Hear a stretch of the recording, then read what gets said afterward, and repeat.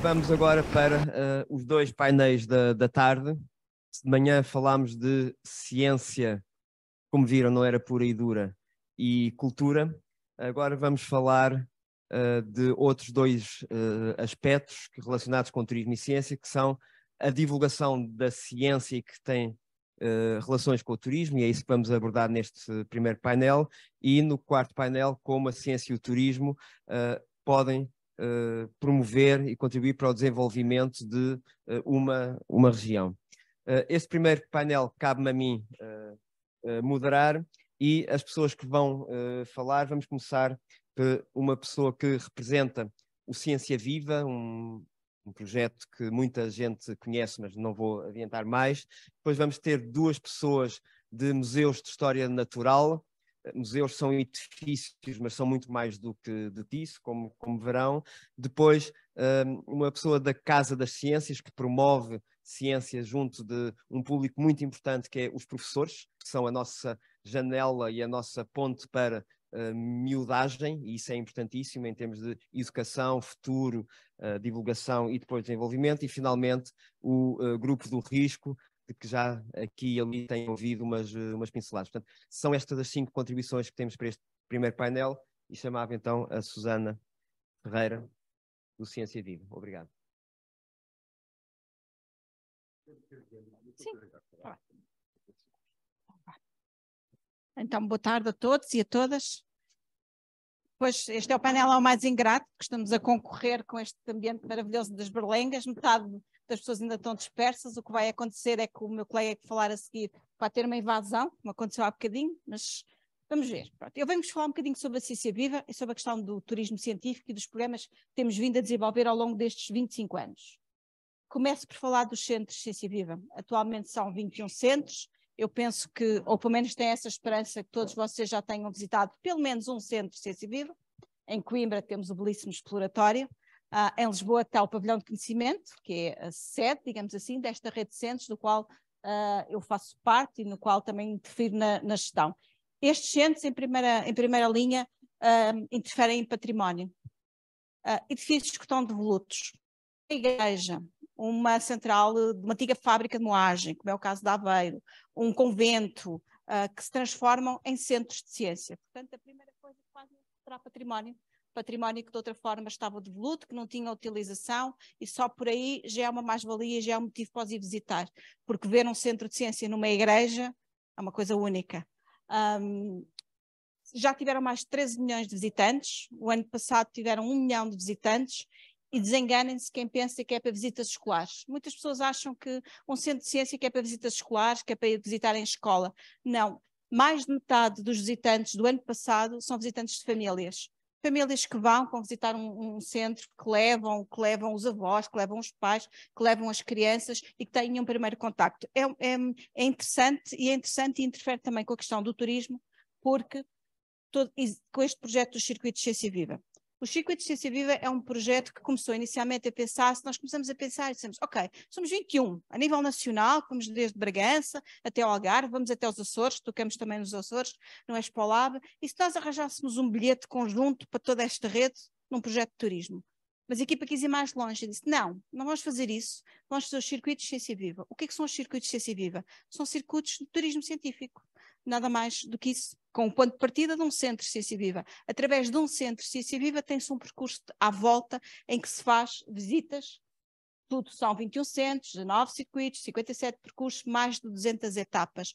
Portanto, vai-se visitar um centro e partindo daquele espaço consegue-se fazer uma ação de geologia, de biologia, vai-se visitar outros equipamentos culturais, é verdadeiro turismo de ciência.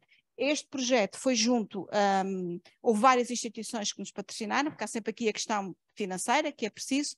A Galp associou-se a nós desde o princípio, a Fundação Vodafone também, o que fez com que rapidamente atingíssemos aqui o break-even deste projeto. Atualmente é uma fonte de receitas para a rede de centros de Ciência Viva. Isto porque toda a receita que é gerada pela venda destes circuitos é transformada em receita para a rede de centros. Existem mais de 300 parceiros de ciência, cultura, alimentação e alojamento. Estes parceiros dão descontos, portanto, rapidamente quem compra esta aplicação consegue ser ressarcido do investimento que fez. Eu estou a falar muito rapidamente porque eu acho que tenho tempo contado, não é? Quantos minutos é que eu tenho? 5. Ok. Então, rapidamente, para falar do Ciência Viva no Verão. Rapidamente, então, Ciência Viva no Verão. Novamente também é um projeto de turismo científico. Começou com a astronomia no verão. E havia hoje alguém de manhã que dizia que tínhamos que contar histórias. Portanto, eu tenho que contar esta história muito rapidamente. A primeira iniciativa foi a astronomia no verão. No ano a seguir fez geologia no verão. Começamos pequenino. A geologia no verão foi lançada no Cabo Especial, com uma ação do professor Galopim de Carvalho. Eu lembro perfeitamente, eu estava lá, era assim, uns aninhos bem mais jovem, e o professor Galopim de Carvalho estava ao meu lado, e de repente estávamos no Cabo Especial e começamos a ver chegar as caminhonetas. Chegavam imensas caminhonetas, muitas caminhonetas, e ele olhava para mim muito assustado e dizia: ai filha, isto vai ser um sucesso. Quem o conhece sabe que ele diz isto. Arranja-me lá um megafone, porque eu não vou conseguir chegar àquela gente toda. Já estão a ver o que aconteceu, não estão? As pessoas iam para a igreja, iam para o convento que estava ao lado e só meia dúzia é que foi para aquela ação. Portanto, começamos pequenino, mas atualmente envolve milhares e milhares e milhares de pessoas que fazem estes roteiros de astronomia, de geologia, de biologia. Já fizemos dos faróis, eu tenho aqui o senhor diretor dos faróis, eu já fiz o Cães, para voltarmos a fazer dos faróis, de engenharia, de visita a grandes obras de engenharia, que as pessoas não fazem a mínima ideia, e a ideia é fazer aqui um turismo de ciência. Novamente pensando na questão da sustentabilidade, como é que isto é feito? Há ações que são gratuitas. É impossível fazer uma ação de astronomia e pedir às pessoas as inscrições e pagarem. Mas há outras que não. Por exemplo, se eu vou ver os golfinhos num barco com um investigador que me explica o que lá está, é natural que essa atividade seja paga. E o que acontece é que as atividades que são pagas suportam as atividades que não são pagas. Portanto, há sempre aqui também uma preocupação, estamos a falar em turismo, estamos a falar em turismo de ciência, esta preocupação tem de sempre estar aqui também latente e que estar aqui por trás. Vou terminar, porque eu sei que já passei os 5 minutos, só com esta referência.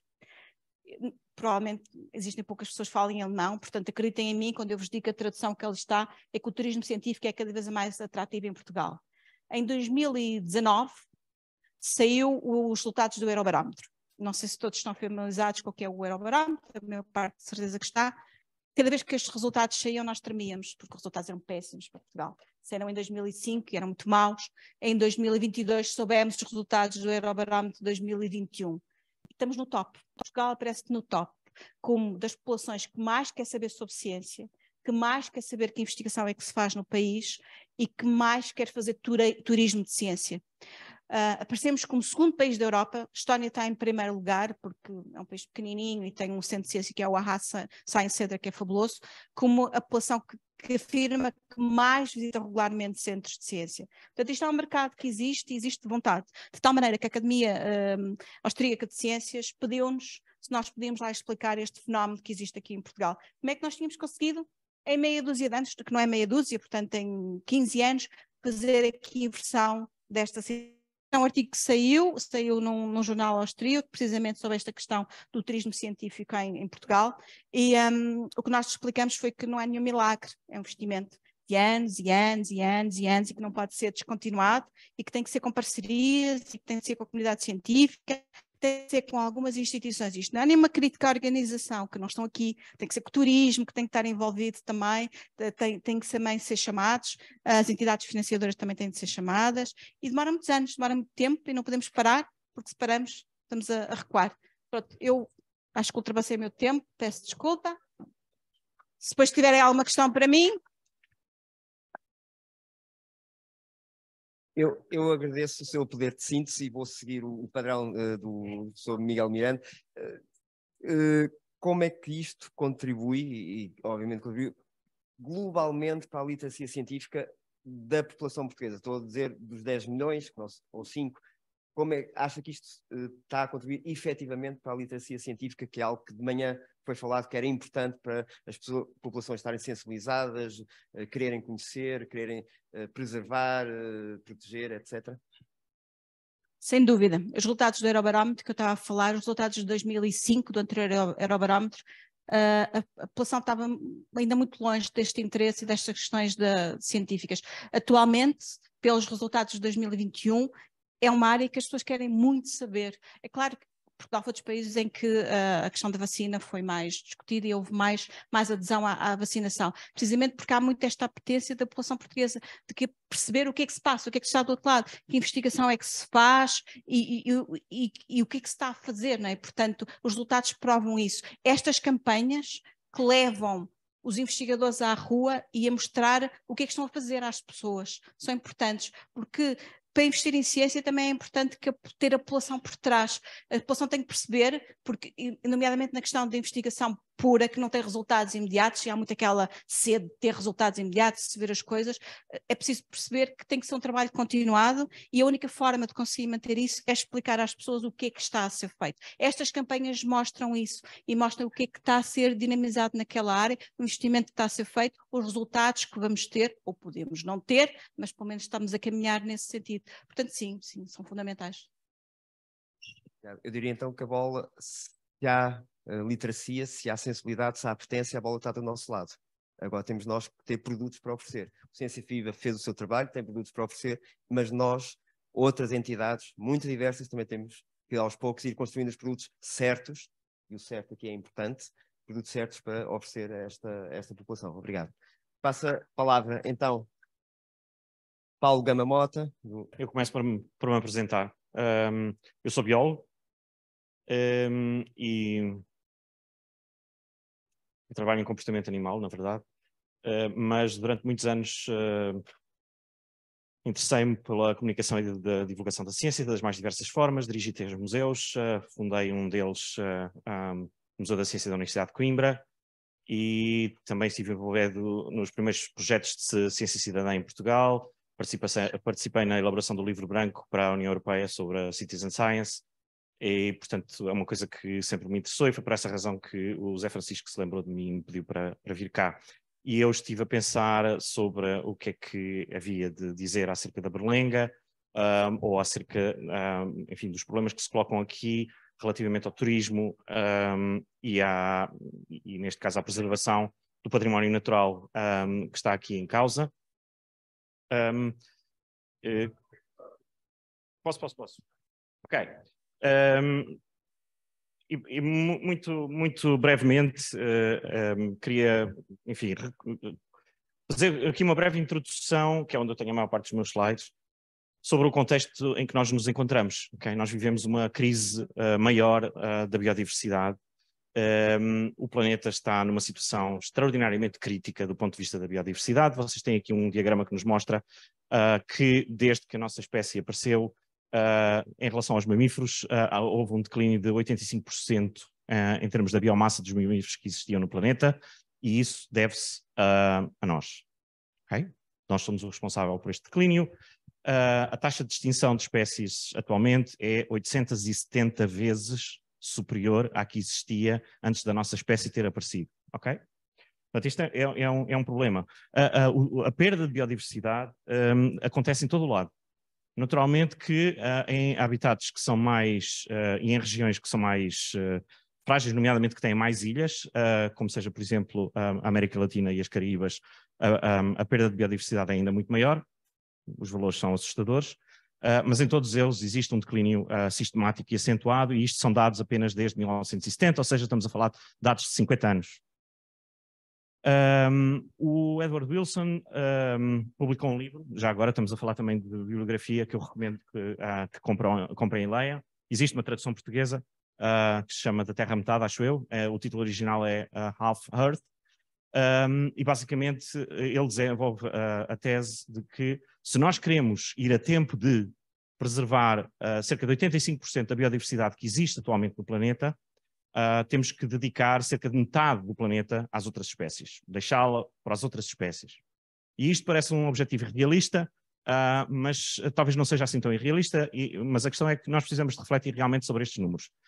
E o Wilson sabia perfeitamente que atirar um número para cima da mesa é a melhor maneira de obrigar as pessoas a começar a pensar sobre as questões de uma forma realista e não andarmos todos um pouco a enganar-nos sobre ok, vamos fazer umas coisas e isto vai melhorar. As ilhas são ecossistemas precisamente, e quanto mais pequenas, mais frágeis. porque, pela sua dimensão, são suscetíveis a muitas perturbações e essas perturbações têm um efeito muito maior do que outros ambientes e, portanto, uma ilha como a Berlenga e um conjunto de ilhas e ilhéus como o arquipélago das Berlengas, obviamente que é um ecossistema extraordinariamente frágil e nós temos conhecimento disso, nomeadamente científico, de investigação nas últimas décadas dessa fragilidade. Por outro lado, também já se falou aqui que o ecoturismo, ou o turismo em geral, quer dizer, o turismo em geral, obviamente, é extraordinariamente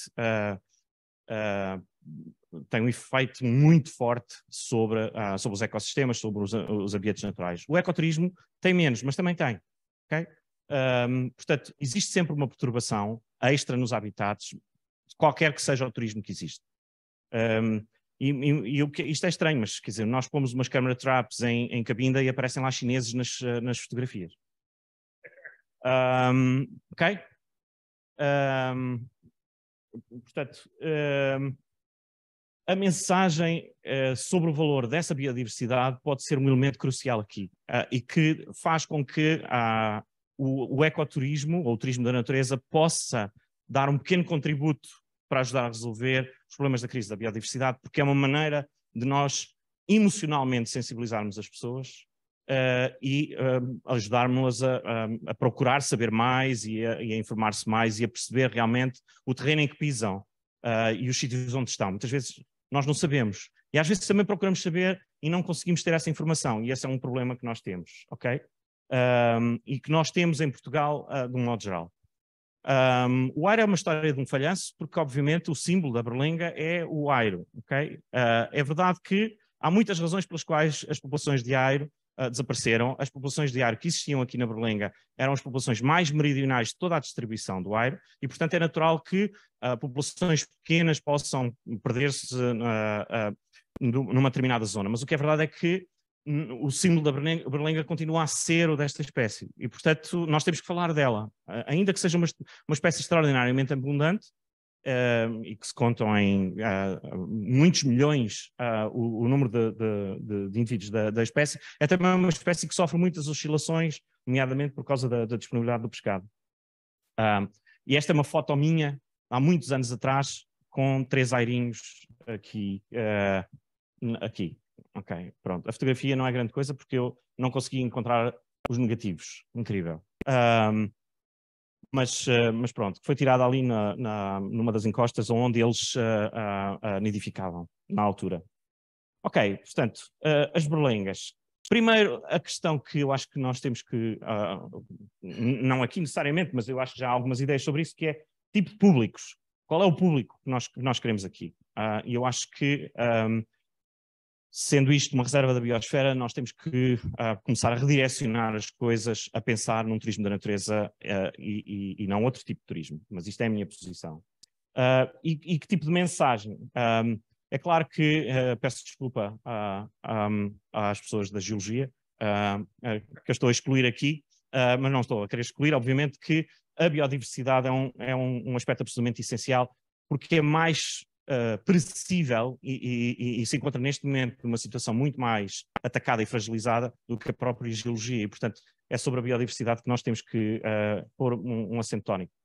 É preciso falar do valor específico do local e o local tem uma enorme especificidade e eu já aprendi imensas coisas aqui hoje. O que acontece é que eu andei à procura de informações, andei à procura do site, não sei o quê, apareceu-me inclusivamente um berlengas.org, que é de uma entidade que faz turismo, que tem uns vídeos promocionais, ou seja, nós não temos uma boa informação e precisamos de ter. É mais difícil quando um local como este é gerido por mais do que uma entidade, mas nós temos que nos entender em relação a isso. Nós precisamos ter uma boa comunicação, precisamos ter uma comunicação de qualidade. E já agora, aquele projeto do Edward Wilson existe na internet, chama-se Half Earth Project, e vocês vão ver lá como é que se constrói comunicação e divulgação acerca de um propósito, que não é uma coisa materializada, inclusivamente é um propósito. Eu quis obter informação sobre a investigação feita aqui na Berlenga e também não consegui ter informação. Portanto, há imensa coisa aí que nós podemos melhorar e a situação da Berlenga é privilegiada porque há uma sensibilidade e uma percepção, e basta as pessoas virem aqui, estarem aqui um bocadinho e sentem-se tocadas pelo local. Mas não é um problema da Berlenga, não é um problema que nos reúne aqui, é um problema nacional. Nós comunicamos mal e temos imenso para aprender acerca de comunicar. Pessoalmente acho que a mensagem deve ser a mensagem de conservação e pessoalmente acho que quanto mais sofisticada essa mensagem for, que requer, por outro lado, que haja ciência a ser feita e isso ajuda a construir um processo depois de divulgação, melhor.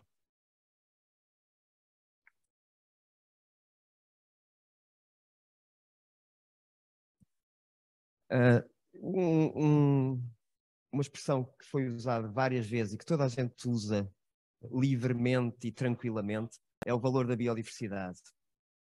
E eu pergunto uma pergunta que é talvez ingênua ou como a das crianças que nos põe a pensar. Afinal, qual é o valor da biodiversidade? Isto é, as pessoas, mesmo às vezes as crianças da escola, dizem, é importante preservar a biodiversidade. Porquê? É importante preservar a biodiversidade. Mas, se calhar, as pessoas ainda não interiorizaram bem porquê que a biodiversidade é útil, é importante, é agradável, é emocionalmente também importante para nós. Era isso que gostava que explicasse um pouco. Sim, há inclusive pessoas que nas redes sociais dizem que deviam ir lá com lexívia e lavar a praia, que era para a praia ficar limpa. Portanto, realmente há muita incompreensão sobre o valor da biodiversidade. Nós precisamos de oxigênio para respirar e a principal fonte de oxigênio que nós utilizamos são organismos autotróficos, que são as plantas, são as algas que produzem oxigênio. Há um declínio das populações de abelhas em todo o planeta e isso está a criar uma crise brutal em termos da economia agrícola. Portanto, acho que chega. Quer dizer, os exemplos podem ser muitos. Nós não vivemos, não conseguiremos viver sem a biodiversidade. Portanto, não é um apêndice, não é usar na lapela, é essencial para a própria sobrevivência. E, além disso, pela primeira vez na história da nossa existência enquanto seres vivos neste planeta, nós temos a consciência de que somos os causadores desse declínio e, portanto, temos também uma obrigação ética relativamente a essa biodiversidade. Nós não tínhamos esta noção.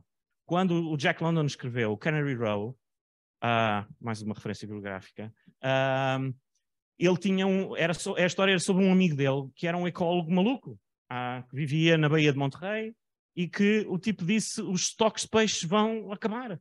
Nós vamos acabar com os estoques de peixe, como já acabaram com os estoques da Apalone, os estoques vão acabar. E estamos a falar dos anos 50, 60, 50.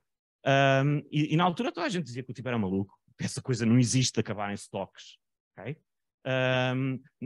Eu visitei a Canary Row e não sei se vocês sabem, mas eles, a exploração da sardinha era tão intensa que eles montaram um poço a meio da baía para os barcos acostarem e descarregarem a sardinha logo no poço e depois era chupar um pipeline para as fábricas, okay? Que era mais rápido. Hoje, as fábricas todas da Canary Row são lojas de bijuterias e de artigos turísticos, ok? Foi isso que fizemos.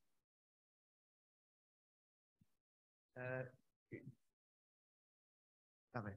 Ligar aqui à biodiversidade, só perguntar ao Paulo o que é que acha. Biodiversidade, a geodiversidade, a diversidade cultural, não podemos pensar num conceito de multidiversidade e sistemas integrados que nos incluem enquanto espécie também nos sistemas ecológicos e não é vice-versa, considerar tudo em conjunto. Não é uma forma também de explicarmos melhor a importância da biodiversidade? Sim, eu concordo. Acho que é fundamental. Se nós acrescentarmos camadas de outro tipo de informação, por exemplo, como a geologia ou a própria cultura, eu acho que isso acrescenta valor à comunicação sobre os espaços. Mas não devemos enganar-nos de que onde há atividades humanas, há depauperamento da biodiversidade e, portanto, nós temos que assumir que vamos precisar de ter zonas que são intocadas, zonas onde os humanos não devem ir, porque quando vão, acabam por destruir. É muito difícil. Em alguns sítios é preferível ter os humanos presentes, é preferível que existam atividades humanas, e em alguns casos nós não podemos correr com essas atividades humanas, tem que haver estratégias que permitam condicioná-las, torná-las enquadráveis, de maneira a que, por exemplo, a tradição cultural dos pescadores não se perca, isso é muito importante numa determinada zona, numa determinada comunidade, e na verdade, se eles valorizarem aquele local, e aliás isso já foi aqui abordado, o problema de como é que nós conseguimos convencer as comunidades locais a valorizarem aqueles espaços, porque isso é muito importante para a sua dinamização e a sua preservação. Há outros espaços que precisam de mais afastamento. Obrigado. Próxima, Judite. Então, boa tarde a todos. Eu sou a Judite Alves, do Museu Nacional de História Natural e da Ciência, da Universidade de Lisboa, e acho que o convite para estar hoje aqui presente tem a ver com o nosso envolvimento numa infraestrutura de património científico, o PRISC, que é um consórcio que reúne os 3 museus de História Natural e da Ciência nacionais, o Museu de História Natural e da Ciência da Universidade de Lisboa, o Museu da Ciência da Universidade de Coimbra e o Museu de História Natural e da Ciência da Universidade do Porto. Portanto, uma das missões do PRISC, desta infraestrutura de património científico, é exatamente, tem como uma das tarefas promover o turismo científico.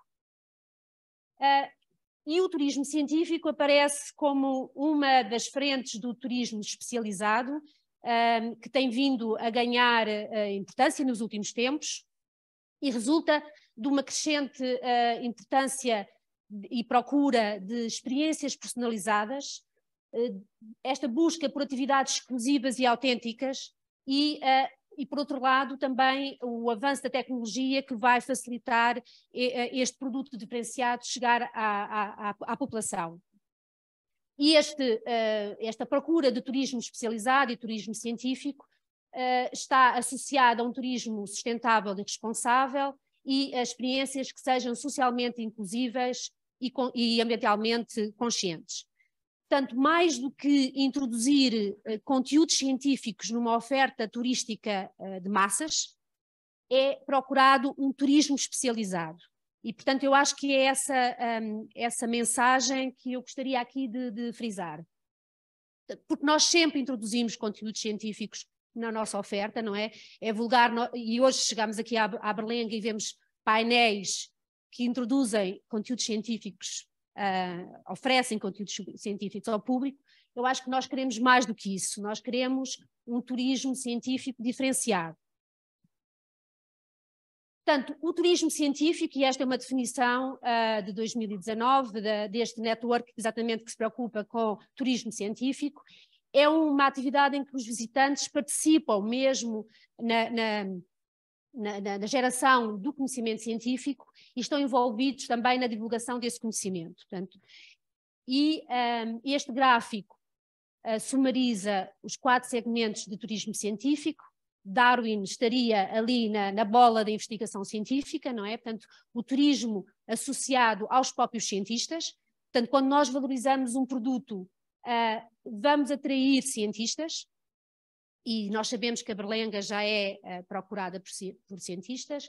Nós no PRISC, portanto, nesta infraestrutura de património científico, queremos que o património científico de Portugal seja conhecido para ser usado por cientistas, para promover e gerar novo conhecimento, e depois temos as outras vertentes associadas à exploração e à aventura, que está mais associado, se calhar, a um turismo de natureza, cultura e interpretação científica, que tem maior passividade do turista, e depois temos, que eu acho muito interessante, que é o voluntariado científico, que já se falou hoje alguma coisa, nomeadamente relacionado com, por exemplo, a eliminação de espécies invasoras, mas há todo um conjunto de ações e, nomeadamente, participação mesmo do público e de jovens na geração de dados e de conhecimento científico. Portanto, o voluntariado científico já acontece em muitos países em que os jovens são convidados durante as suas férias, por exemplo, a participar ativamente como agentes de equipas científicas e muitas vezes também são determinantes no rumo científico que tomam depois. Portanto, esta ideia que o turismo científico é mais do que transmitir conhecimentos, é mais do que divulgar, apesar de eu estar no painel da divulgação. E, portanto, eu acho que Portugal está numa posição de excelência como destino de turismo de ciência, porque temos um património natural excepcional, não é? Temos 21% do nosso território formado por áreas protegidas, e mesmo fora destas áreas protegidas há um património natural excepcional que pode ser alvo desta procura de turismo diferenciado. Temos um património edificado de ciência excepcional, com observatórios astronómicos, com laboratórios e com as aulas, a ala maionense, a ala da esfera, e temos os museus de História Natural e da Ciência, que são desde sempre um produto de excelência no turismo de ciência, jardins botânicos, centros de ciência viva, que não está aqui, mas que eu já reparei que não está. Eu não queria deixar de chamar a atenção para este, já que estamos numa de bibliografia, este paper produzido exatamente no âmbito da infraestrutura PRISC por dois colegas da Universidade de Coimbra, a Teresa Girão e o António Gouveia, que fala exatamente do turismo e património da ciência e natureza em Portugal. Ora bem, o que é que nós temos vindo a fazer no âmbito do PRISC? Nós fizemos roteiros do conhecimento, a primeira edição foi em 2018, que estão a acontecer quer em Lisboa, Porto e Coimbra. Estes roteiros do conhecimento pretende-se que o público saia dos museus, portanto a ideia é explorar os espaços envolventes. As rotas da simetria era um destes roteiros do conhecimento. Desenvolvemos uma exposição que se chama Variações Naturais, que foi feita no âmbito da Lisboa, capital europeia verde, e que recebe cerca de 80 mil visitantes por ano, e esta exposição é um convite a passear, a explorar, não é passear, a explorar os habitats naturais de Portugal. Não sei se conseguem visualizar, a última imagem tem exatamente a Berlenga, e, portanto, no final da exposição, em que o público explora os vários tipos de habitats, as montanhas, a costa rochosa, a costa arenosa e tudo mais, há painéis em que o público é convidado a encontrar informação sobre áreas protegidas e, nomeadamente, esta é a Berlenga e, portanto, nós ganhamos destas sinergias, não é? Portanto, o facto de nós, como país, termos um património muito vasto, individualmente ganhamos todos, não é? Porque o público, quando vem, sabe que tem uma oferta científica muito forte.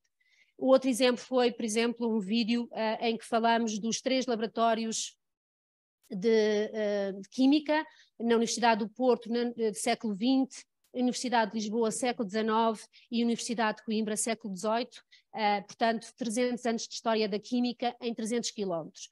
E, portanto, há todas várias camadas que podem ser exploradas neste turismo científico. Termino deixando desafios, perguntas, portanto, antes que me ponham perguntas, eu coloco perguntas. E uma das grandes questões é falar da ciência na primeira pessoa, não é? E isso só é possível se nós efetivamente envolvermos as instituições produtoras do conhecimento científico nesta transmissão, nesta divulgação de ciência. E isso eu acho que faz toda a diferença. O público, se ter um mediador, tem um envolvimento, o público ter um cientista tem outro envolvimento completamente diferente. Já se falou hoje aqui várias vezes que tipo de turismo para a Berlenga, e aqui eu acho que é uma área muito sensível, porque nós queremos, por um lado, e temos essa obrigação de incluir, portanto, de democratizar o acesso, mas não queremos a massificação, e este balanço é muito difícil. Mas o turismo científico, como todas as áreas de promoção da literacia, têm que ser inclusivas, não é? E, portanto, quando nós já estamos a fazer alguma seleção, tornar isto um turismo de elite, temos que ter alguma reflexão sobre essa área. Depois, como tornar acessível a linguagem científica. E aqui, novamente, o acesso restrito a locais e instituições científicas é um desafio que eu acho muito relevante. E cá está, quem é que transmite esse conhecimento? Teremos provavelmente que formar novos profissionais e, por outro lado, ligar o turismo científico às necessidades do território e das populações locais. Portanto, mais do que ideias, deixo perguntas.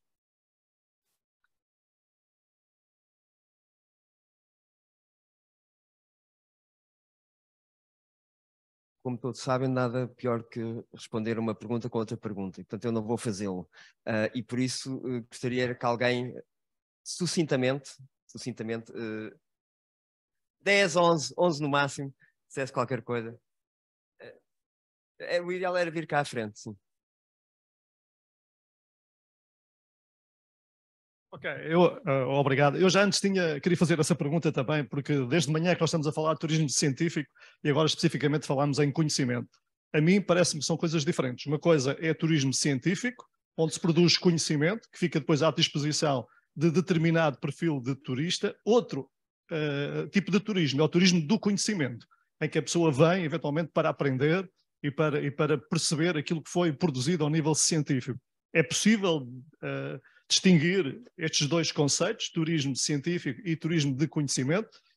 Pode, eventualmente, a Berlenga, com determinados públicos, nomeadamente cientistas, produzir turismo científico, que depois vai ser consumido por outro público diferente, por exemplo, as escolas, que vêm para obter, essencialmente, conhecimento. Parece-me que são diferentes.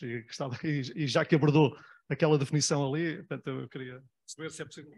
Sim, de facto. Portanto, a introdução do conhecimento científico num turismo massificado, eu acho que é uma das vertentes. E isso eu acho que nós, melhor ou pior, sempre fizemos. Não é? Sempre introduzimos conhecimento científico, histórico, de biologia, de geologia, na nossa oferta de turismo. O que eu acho que aqui também se está à procura é de encontrar novas formas de turismo. E este turismo especializado não é só turismo científico, há turismo de saúde, turismo gastronómico, turismo religioso. Portanto, há todo um conjunto de turismo que é um turismo especializado e que se procura diferentes ofertas, porque senão é a oferta que já temos que tem conhecimento científico associado. Aqui está-se à procura de novas ofertas, novas formas.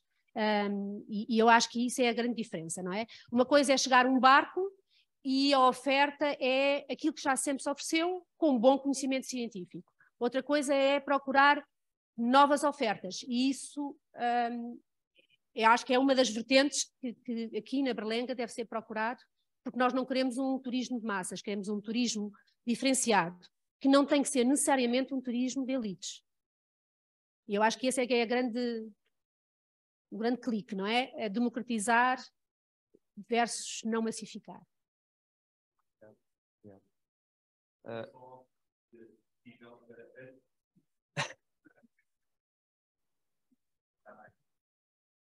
As duas coisas, não é? As duas coisas. Passo a palavra agora à Alexandra Coelho, da Casa das Ciências. Olá, boa tarde a todos. Eu imagino que a maior parte não conheça a Casa das Ciências, se não todos. Portanto, eu vou começar por uma apresentação muito rápida e eficaz da Casa das Ciências.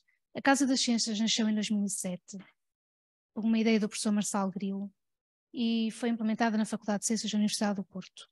Entre 2007 e 2009, trabalhamos em back-office para criar o quê? Um portal digital com recursos educativos que estivessem certificados científica e pedagogicamente para que os professores do ensino básico ao secundário, das áreas científicas, biologia, geologia, física-química, pudessem usar prêt-à-porter nas suas aulas. Isto para quê? Para certificarmos que os recursos que fossem usados nas aulas tivessem qualidade mínima científica e que não criassem qualquer tipo de dúvida no conteúdo que estivesse a ser usado e é passado aos alunos. Portanto, desde 2009 a Casa das Ciências existe do ponto de vista digital, com um repositório, digamos assim. A Casa das Ciências tem vindo a ser, digamos que, uma pirâmide feita por camadas. Existimos inicialmente com um repositório de recursos digitais, em 2009, e em 2010 surgiu a ideia de, e se fizéssemos uma wiki, exatamente nos moldes de uma Wikiciência, de uma Wikipédia, mas uma Wikiciências. Também, esqueci-me de vos dizer, todos os recursos educativos digitais passam por um crivo de revisores científicos e pedagógicos, científicos de várias universidades nacionais, Lisboa, Coimbra e Porto, E a Wikiciências, idem aspas, todos os termos que nós temos na nossa Wikiciências são revistos antes de serem publicados. Em 2010 saiu a Wikiciências Online. No ano a seguir, 2011, um banco de imagens exatamente com o mesmo molde. Peer Review, banco de imagens disponível online. Isto tudo gratuitamente para todos os utilizadores, não precisam de estar registados, é chegar, ver o que querem, download, utilizar. Tudo com uma licença Creative Commons. Em 2016 surgiu outra ideia. Por que não disponibilizar aos professores? Eu quando digo professores, digo comunidade em geral. Seja ela professores, científica, uma pessoa qualquer que goste de ler. Por que não disponibilizar uma revista com os mesmos termos, com as mesmas condições, uma revista científica que vocês investigadores querem publicar para professores, para alunos do primeiro ano do ensino básico até ao secundário. Saiu a revista Ciência Elementar. Inicialmente a ideia era para ser digital. Em 2017 pensamos, não, vamos começar a editá-la em papel. E assim foi. Distribuímos a nível nacional, continente e ilhas, para 3.000 escolas, uma revista de ciência elementar para educar, quer seja professores, quer seja alunos, a leitura de uma revista com os mesmos termos, com as mesmas condições de uma revista científica, seja ela de Elsevier, seja ela de que tipo de editora for, para haver o hábito de leitura de uma revista científica. 2017, continuamos em 2023 a editar trimestralmente a revista Ciência Elementar. Portanto, é um esforço que a Casa das Ciências tem. Nós só temos um financiamento. Em 2007, Fundação Carlos Gulbenkian. Em 2017, passamos para a Fundação Belmiro Acevedo. A Casa das Ciências passou em 2013 do digital para o físico. Lembramos, como tínhamos poucas coisas para fazer, e se fizéssemos um congresso científico só para professores? Não sei se estão a ver o paralelismo. Nós passamos de cientistas, vamos fazer para os professores o que os cientistas têm, o que os investigadores têm. Eles não sabem o que é, portanto vão passar a saber. Fizemos o primeiro encontro internacional da Casa das Ciências. 315 inscritos, desculpem, 350 inscritos. Pronto, fizemos o primeiro com a ideia, se calhar é o primeiro e não vai existir mais nenhum. Este ano vamos fazer o 8º encontro da Casa das Ciências. Muito bem. Fazemos, é um encontro itinerante, nunca é no mesmo sítio todos os anos. Fizemos já no Porto, fizemos em Guimarães, fizemos em Lisboa, este ano vamos fazer em Aveiro. Em 2018 pensamos, e se fôssemos para uma das ilhas? E fizemos nos Açores. Nos Açores, como juntamos um encontro, e agora vão ver porque é que a Casa das Ciências veio cá. Nos Açores fizemos um encontro de 2 dias, uma coisinha pequenininha, e pensamos, bem, se calhar, como a maior parte dos nossos formadores que vai para o encontro é do continente, se calhar fazíamos um passeio, entre aspas. Bem, a maior parte dos nossos clientes dos encontros, onde vai a casa, eles vão também. E tivemos uma série de pedidos para fazerem um passeio com a Casa das Ciências certificado. Portanto, tinha de ser uma coisa científica, não podia ser só uma coisa turística. No mês conseguimos montar um encontro com 2 entidades, com o Geoparque e com a EDA. Fizemos então um dia de saída de campo certificado com o Geoparque dos Açores e com a Eletricidade dos Açores. Foi a primeira incursão da Casa das Ciências no geoturismo. Foi um sucesso, tivemos acho que 50 participantes nessa saída e em 2019 fizemos novamente um encontro com cerca de 200 participantes em Viana do Castelo e assumimos pela primeira vez uma saída, um dia especificamente dedicado a uma saída de campo.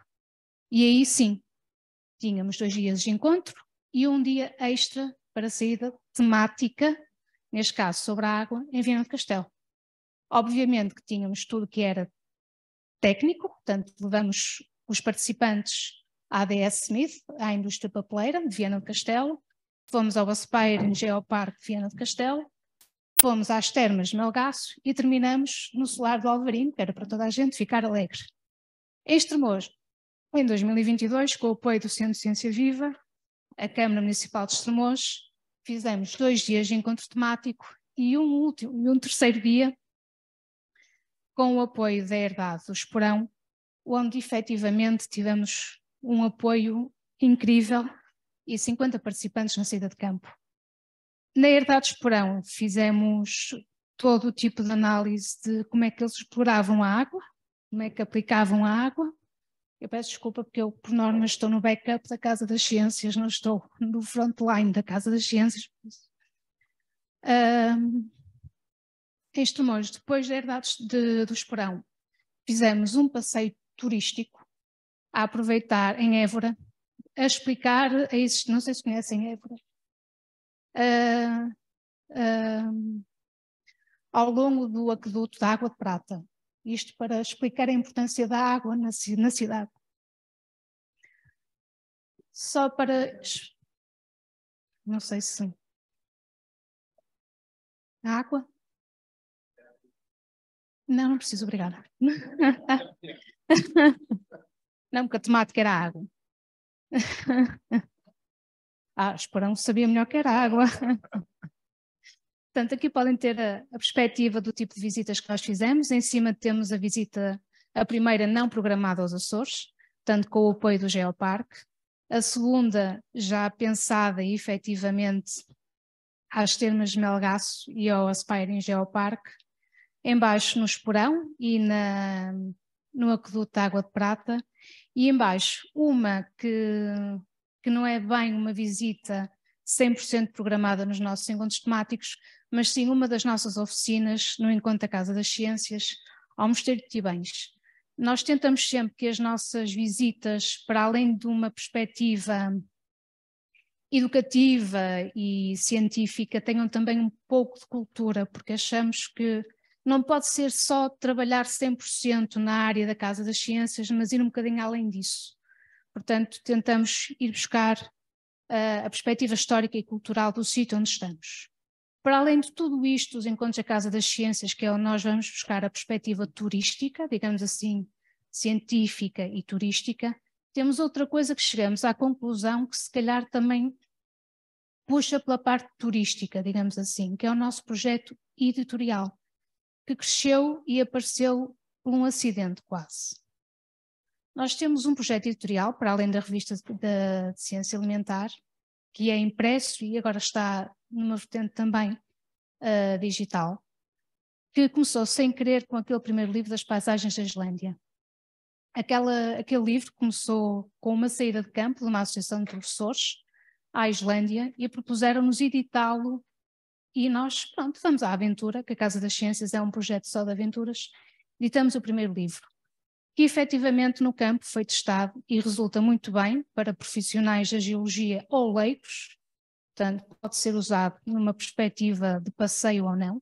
O segundo foi a nossa segunda aventura de projeto editorial, que pode ser usado tanto no polo da UP, no nosso jardim botânico, ou fora dele, portanto é um guia de passeio, digamos assim, e O Chão que Pisamos, que é a nossa última incursão editorial, ali do Nuno Pimentel, que o último capítulo é um mero passeio pelo país, de norte a sul, que pode ser usado ou por leigos, ou por geólogos, ou por biólogos, desde que estejam numa disposição de passear. Portanto, qualquer um deles, do ponto de vista da Casa das Ciências, é um guia turístico. Portanto, a Casa das Ciências, sem querer, e sempre por acidentes, uns atrás dos outros, está quase a assumir-se como uma agência de viagens científicas.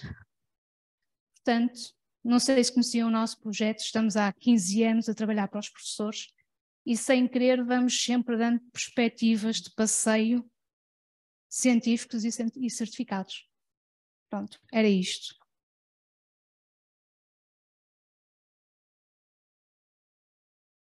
Obrigado. Até há 15 minutos nós estávamos a falar de turismo científico e íamos falando como se isso fosse algo único e o colega levantou essa questão. Não, há aqui duas coisas. Uma coisa é os cientistas virem fazer ciência, isso é uma espécie de turismo científico. Outra coisa é os comuns mortais virem passear e a gente dar-lhes um pouquinho de ciência. E agora eu acho que estamos aqui perante uma terceira coisa que é intermédia, que é o turismo ou o passeio com motivação científica. Aquilo que leva as pessoas a ir à Islândia, ou a ir à Berlenga, ou a ir, vou puxar a brasa à minha sardinha, ao oeste, é ver geologia, ver paisagens, ver plantas, ver rochas, ver animais. É um turismo com motivação científica. Não é de cientistas, não é de turistas que andam a passear e, olha, que engraçado, está aqui uma planta. São pessoas que vão aos lugares querer conhecer a ciência desses lugares.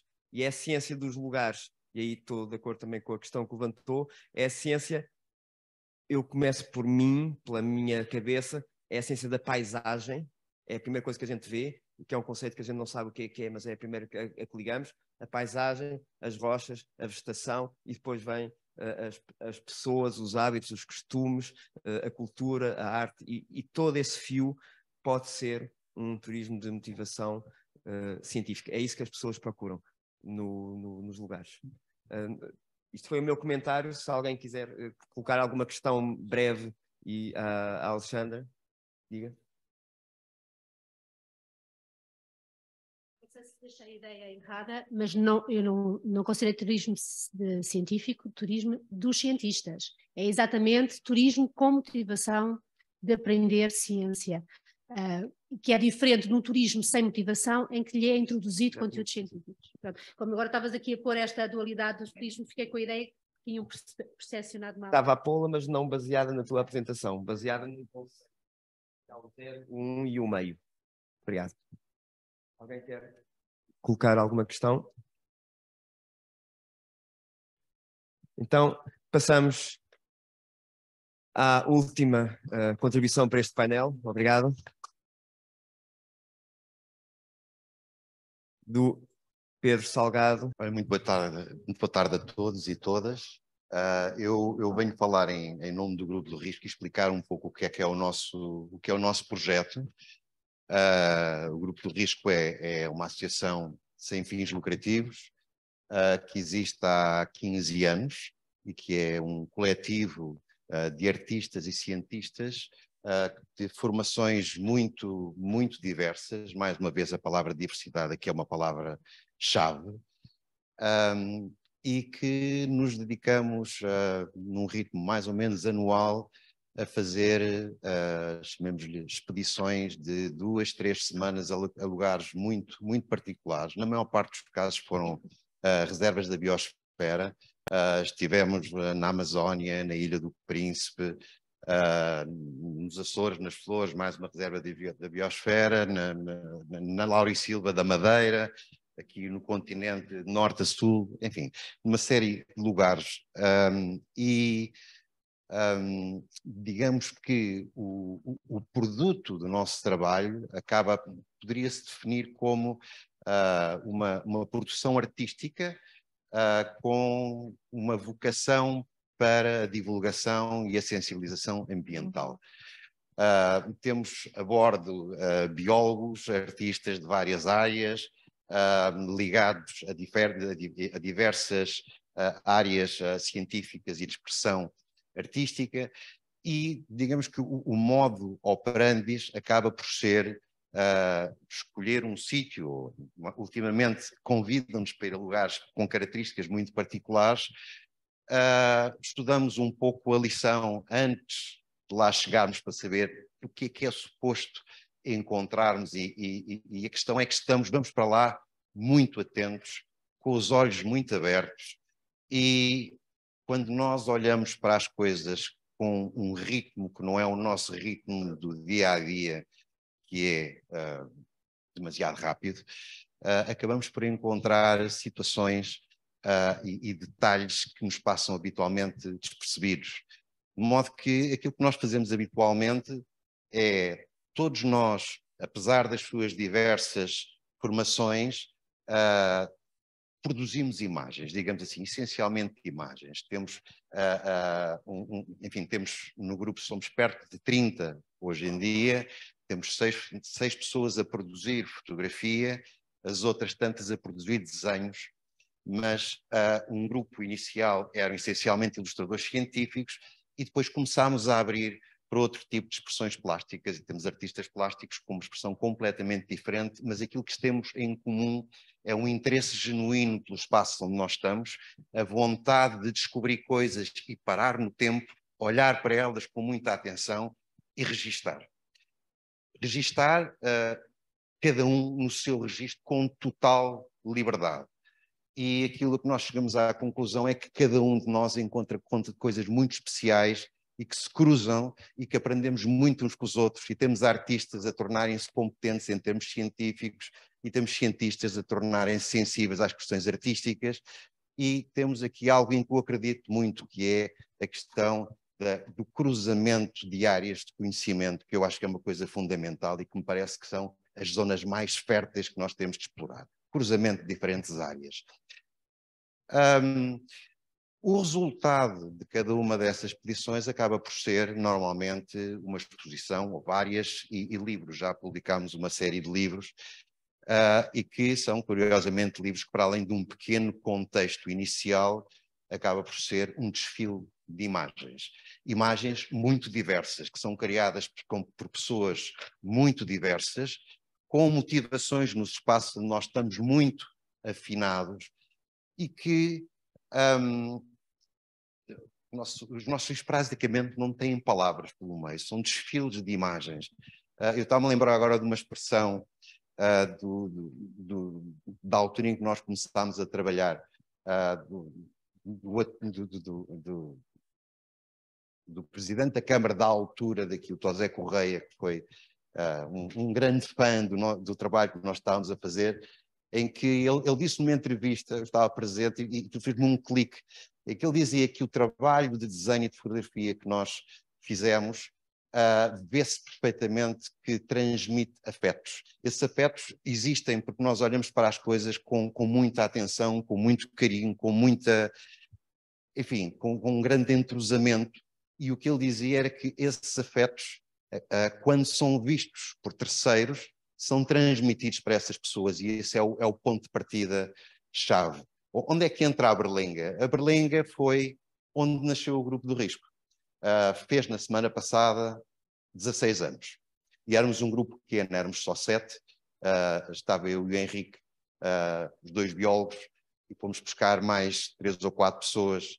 Misturámos, inicialmente eram só ilustradores científicos, mas tivemos aí a ideia de buscar artistas plásticos que também estariam sensíveis, ou pelo menos descobriram a Berlenga de outra maneira.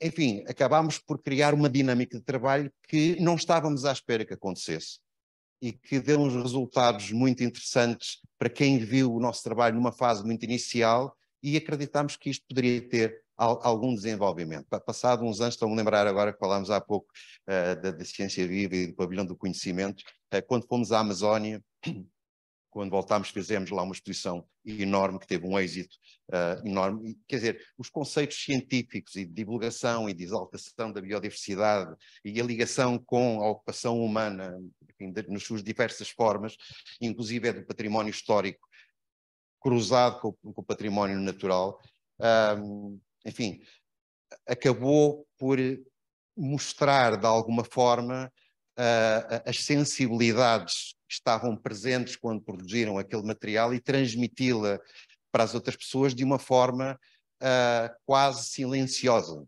só com imagens. Em relação aqui à Berlenga, enfim, nós não tínhamos de facto uma ideia do que é que estávamos a fazer. Resolvemos vir para um lugar onde aparentemente não existia nada, um calhau cor-de-rosa, em como já ouvi num barco, aquilo nem sequer tem uma árvore, dá-se a volta à ilha em 2 horas e depois não há mais nada que fazer. Quando a gente abre os olhos da série, conseguimos encontrar coisas completamente diferentes, não é? E daí também fizemos uma exposição, mas aconteceu uma coisa muito, muito curiosa. Isto foi ideia do José Correia. Resolveu combinar uma visita à Berlenga, mas completamente fora do baralho. Foi feita à noite. Portanto, houve uma invasão, entre aspas, de embarcações que vieram de Peniche. Preparámos na pequena praia do Carreiro do Mosteiro uma série de archotes, portanto, a luz de fogo ao longo da linha da maré, e foi projetado num ecrã gigante e com um som de enorme qualidade. Já agora, para além da imagem, desenho e fotografia, nós temos músicos no grupo, metemos a música apropriada e encadeada no desenvolvimento das imagens, e projetámos à noite, com o som das cagarras, tínhamos entre, talvez, não sei, talvez perto de 200 pessoas na praia. Projetámos um filme, que é uma sequência das imagens que nós produzimos aqui. Produzimos cerca de 300 desenhos e as fotografias são sempre um número difícil de estimar. Mas nessa altura o Henrique, que era quem estava a fazer a fotografia, trabalhava com slides. Portanto, ainda não estávamos na era digital, não é? E muita gente que esteve aqui naquela altura ou nunca tinha visto as berlengas ou nunca tinha olhado para as berlengas daquela maneira. E, portanto, aquilo que nós quisemos fazer foi dar uma visão às pessoas que fosse através dos nossos olhos, de olhos interessados, curiosos, persistentes e a descobrir padrões, cores, relações de uma maneira direta. E eu estou absolutamente convencido que muita da gente que lá esteve nessa altura deixou de ver a berlenga como havia antes, passou a ver a berlenga de uma forma muito, muito mais encantada. O que é que acontece neste momento?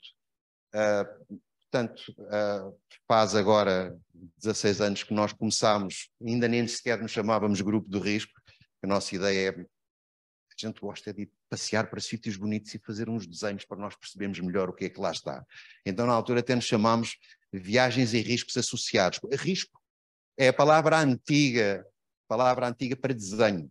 E, portanto, a origem disto foi a questão do desenho científico, desenho naturalista, para transmitir, enfim, estes conceitos que temos estado aqui a trabalhar. Mas, quer dizer, nas entrevistas confundiam-nos com uma agência de viagens e depois acabámos mais tarde por mudar para o nome de Grupo do Risco, que passaram a confundir-nos na imprensa como grupo de risco, mas tudo bem, a coisa segue na mesma direção. Mas o que é que acontece? Nós, portanto, já produzimos uma série de livros e o primeiro livro que produzimos foi o da berlenga, mas que nunca chegou a ser visto, ou seja, nunca chegou a ser publicado.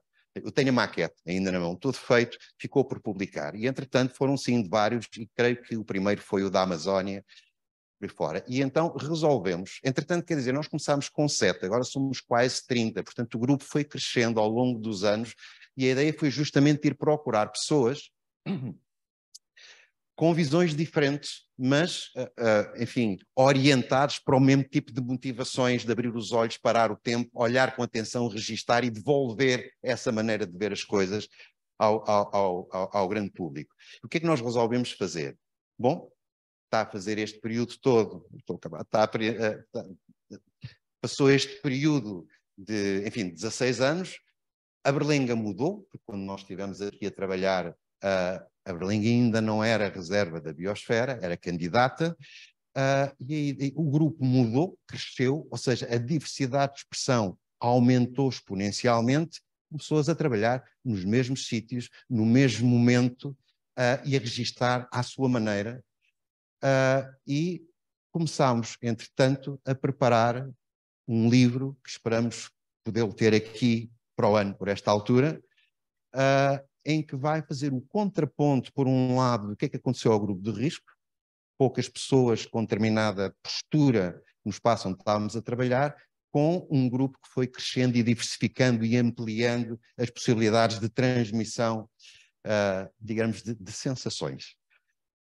E ao mesmo tempo que ocorre essa passagem, há também o momento da berlenga pré-reserva e o momento da berlenga pós, depois de ter ganho o estatuto de reserva da biosfera da Unesco. Bom, há diferenças significativas. Quer no nosso trabalho, em 15 anos as pessoas evoluem muito no seu tipo de trabalho, de registro, de fotografia, de desenho, não é? E o número de pessoas também contribui para haver uma maior diversidade de expressão e de interesse de que eu possa ver, não é? Mas por outro lado, aquilo que nós vimos na berlenga nessa altura e que está registado é bastante diferente daquilo que nós vemos agora. E algumas dessas diferenças, enfim, são bastante notórias para quem abre um bocadinho os olhos. Agora estava há pouco ali com a Brigitte a afinar o número, mas a presença das gaivotas, quando nós estivemos cá em 2007, era uma presença, ou seja, as falésias verdes, que já lá vamos, completamente ponteadas de pontos brancos. e o número estimado era da ordem das 80 mil gaivotas, atualmente estamos nos 8, 9 mil gaivotas. É uma diferença brutal. As falésias eram verdes de chorão. O chorão foi todo retirado, ou quase todo, e temos... É que a Berlim é muito diferente agora e há 3 meses atrás e há 4 meses atrás. Nós viemos cá em abril, isto é um autêntico jardim, com flores violetas, amarelas, lindíssimas. Não é só questão de serem violetas lindíssimas, é que há uma série de espécies aqui que não existem em mais lado nenhum do mundo, onde nós todos sabemos. Só que as pessoas não sabem isso. Né? Muita gente não sabe isso. Mas já lá vamos. O chorão foi retirado. Debaixo d'água, a berlenga não é só o que nós vemos aqui. A berlenga é incrível debaixo d'água. E há uma diferença muito notória daquilo que nós víamos na altura aqui debaixo d'água. O que é que se vê agora? Há uma diversidade muito maior, uma quantidade de peixes incrível. Não fogem, estão próximos. Quem for visitar isto com o snorkeling fica encantado, porque não é o mesmo que nós vemos ali no continente. O facto de ter deixado de haver o parque campismo também é uma coisa boa, ou seja, há aqui uma série de coisas boas por diversos motivos. E queria só tocar aqui na questão que me parece ser, digamos, a má notícia, mas acho que já não vou dar nenhuma novidade, porque estamos fartos de falar nisso aqui, ainda bem que de alguma forma estamos afinados nesse sentido. A má notícia é que as pessoas que cá vêm, não é a maioria, a grande maioria nem sequer faz a mínima ideia que isto é uma reserva da biosfera e porquê. E, portanto, isto é um espaço especial.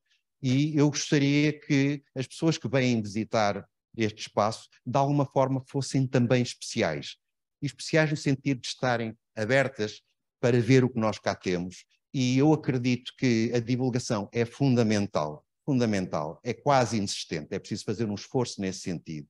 E agora eu queria puxar a brasa à minha sardinha, porque acredito que, em termos de divulgação, das ferramentas mais potentes que nós podemos ter é a imagem. A imagem é uma linguagem universal, e que ainda há pouco falámos também da relação entre arte e ciência. Mais uma vez, a natureza é a mãe de todas as artes. Enfim, agora... não, é pela sensibilidade. É pela sensibilidade que nós temos de apanhar as pessoas. Eu acho que temos de ir amontando. As pessoas são agarradas pelas imagens. As imagens transmitem emoções, transmitem afetos, e é por aí que nós as podemos pescar no início, fazer-lhes aumentar a curiosidade e entrar então a seguir, ou a partir daí, enfim, na aquisição de conhecimentos que levam cada vez a uma curiosidade maior. Já agora, em relação à questão das imagens, ponho aqui em cima da mesa dos provérbios mais conhecidos, que uma imagem vale mais que uma imagem vale mais que 1000 palavras, e já agora, por homenagem à Teresa, posso dizer: percebes ou queres que eu te faça um desenho?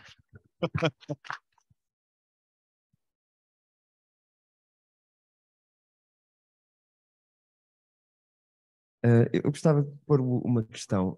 Já experimentaram, de alguma maneira, envolver o público escolar, seja trazendo miúdos de uma escola a fazer o mesmo exercício que vocês, hipótese A, ou levarem os vossos desenhos feitos, por exemplo, nas berlengas, a uma escola de peniche que conhece, os miúdos conhecem, e ver como é que eles reagem e com que vontade é que eles ficam de cá vir. Já houve essa tentativa de alguma ponte com o público escolar, pensando de divulgação, e que é um pouco pelas escolas que as coisas podem começar?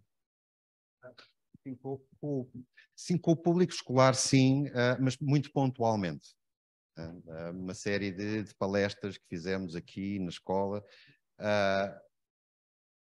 É muito possível desenvolver atividades com o público escolar, com meia dúzia de elementos do grupo, criando situações dessas. Nós recentemente começámos a fazer também workshops abertos para o grande público, enfim, alguns ligados à parte de arqueologia, porque temos ilustradores que estão nessa área, outros ligados a, enfim, diferentes áreas, e as pessoas vêm de fora para se inscrever nesses workshops, que teoricamente é à volta do desenho ou da fotografia, mas na prática, aqueles que não estavam sensibilizados para isso, quando saem desses workshops ou dessas residências artísticas, começam a olhar para a natureza de uma maneira completamente diferente. Aquilo que elas descobrem pelo facto de ter parado e pôr-se a desenhar, não é preciso desenhar muito bem nem como lá está. Basta olhar com o olho do desenho com a atenção para descobrir uma série de coisas que parecia que não estavam lá e que são importantíssimas.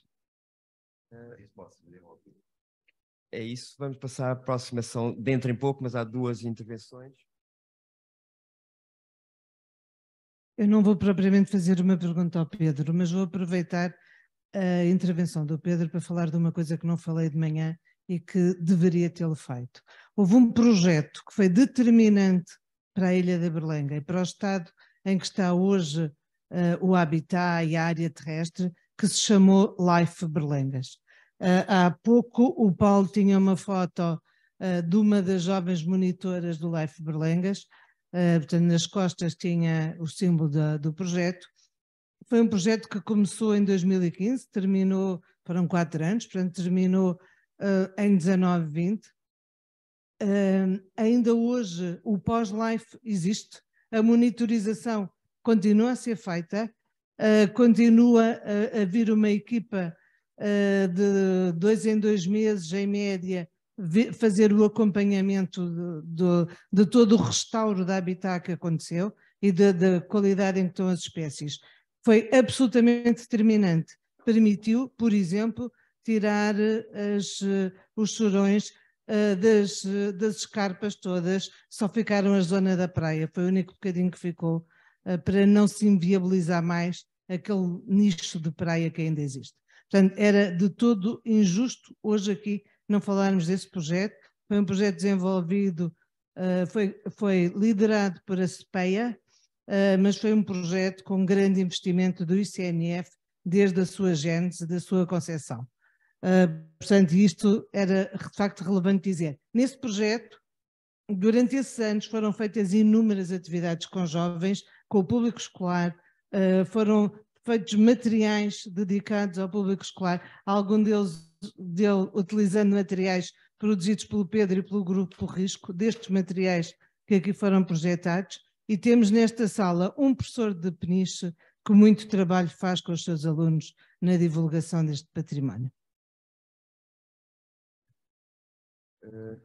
Já agora, esse professor é o Francisco Félix, que está ali, se quiserem falar com ele, tem a palavra. E que teve um prémio de professor do ano na Casa das Ciências. Como veem, isto está tudo ligado. Eu queria sublinhar uma frase que eu vi que vai ficar na memória para sempre, porque é a melhor maneira, mais sintética de dizer uma coisa certa. Um lugar especial merece turistas especiais. Ora, e aqui ouvimos falar da importância de levar a ciência à comunidade, aos cidadãos.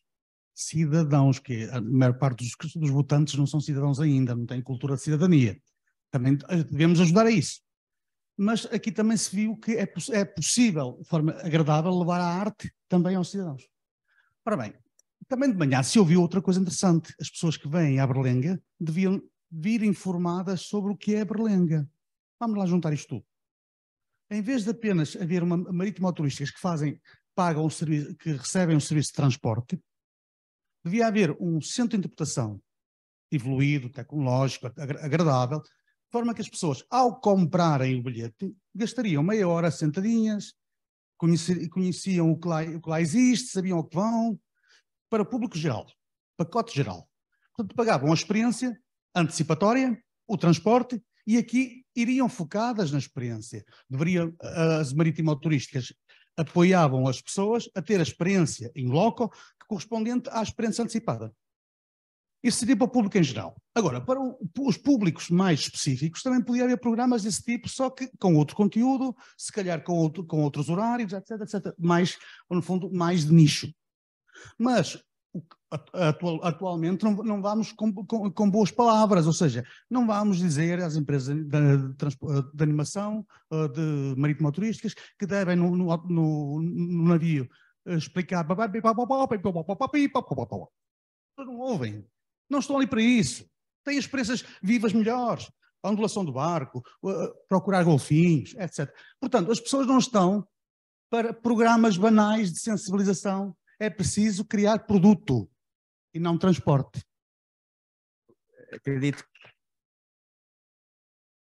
Acredito que no próximo painel vamos falar bastante disto e eu acho que se calhar, deixo a palavra ao José Francisco, se calhar temos que pensar em passar ao próximo painel depois de comer ali qualquer coisa. Pois, mas é que, justamente, nesta questão da divulgação, há um ponto que não foi tocado e que eu queria aqui não só referir, como prestar a minha homenagem e explicar porque é que ela foi convidada, apesar de não ter ainda intervido. É porque em 4 de novembro de 2022 eu li este artigo no Público sobre 3 locais de Portugal incluídos nos 100 principais sítios geológicos. Eu só conhecia um, que era, de facto, o Vulcão dos Capelinhos. Não conheço as trilobites de Canelas ainda, e espero, já lá estive próximo, mas espero este ano conhecer a discordância da Ponta do Pilheiro. E justamente, eu queria chamar aqui a atenção é que não só turismo, só ciência, só arte e visual, a imagem vale mais, às vezes se calhar mal 1 milhão de palavras, mas também, justamente, eu acho que a comunicação social, em particular o jornalismo de tendência científica de qualidade, é extremamente importante. Okay? Isto é importante também ficar aqui registado. Dizer isto. Eu acho que vamos ter que terminar, mas...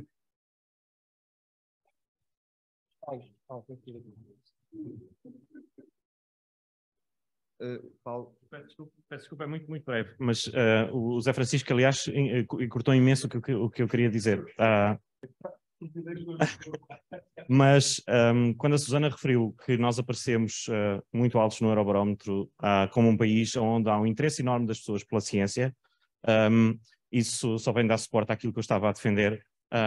O turismo da natureza é uma coisa que tem todo o espaço e, aliás, as pessoas vão procurar, porque as pessoas têm interesse em saber coisas sobre ciência, e a esse propósito, naturalmente que o Ciência Viva teve um papel muito importante nesta trajetória toda, mas há que acrescentar ainda o jornalismo científico, que tem tido um papel muito grande em Portugal, e também os comunicadores de ciência e os gabinetes de comunicação de ciência, que têm feito algum trabalho importante, e hoje nós vemos aparecer mais notícias sobre publicações científicas, sobre trabalhos científicos, muitos sobre portugueses, outros não necessariamente, mas obviamente que isso vai criando, digamos assim, camada e produz esses resultados. Portanto, o mercado, se quiserem, abrindo a porta ao próximo painel, existe.